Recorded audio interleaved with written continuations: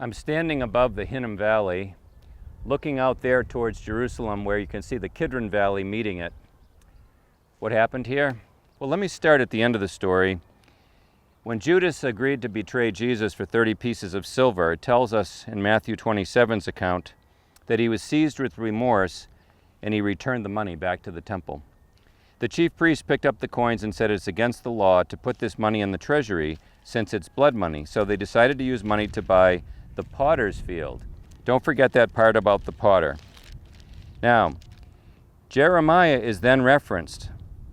What was spoken by Jeremiah the prophet was fulfilled. They took 30 coins, the price set on him by the people of Israel, and they used them to buy the potter's field. Now, Jeremiah is a person who has been told to go to the potter's field. Back in the Old Testament, the place where Judas is going to hang himself is somewhere outside of Jerusalem, perhaps even out on this site here. In Jeremiah 18, God says to go to the potter's house.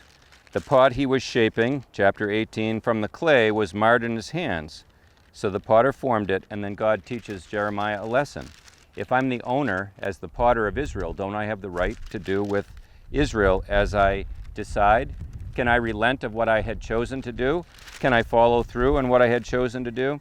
In chapter 19 of Jeremiah, God says to Jeremiah to go and buy a clay jar from a potter in the valley of Ben Hinnom, below me here, somewhere, in a place where the potters were. And the potters were down in this valley because when you do pottery, there's a lot of trash, a lot of pottery junk.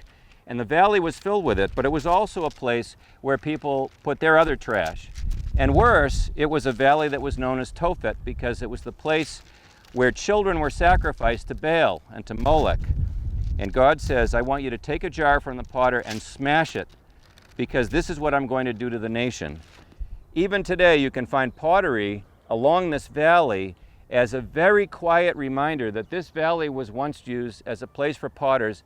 And the parable for Jeremiah was that God was going to do to Israel what they had done to their own children, and that as a community, they were all going to be forced to exit this land in exile because they were committing the atrocities that were the very reason God had brought Israel into this land in the first place.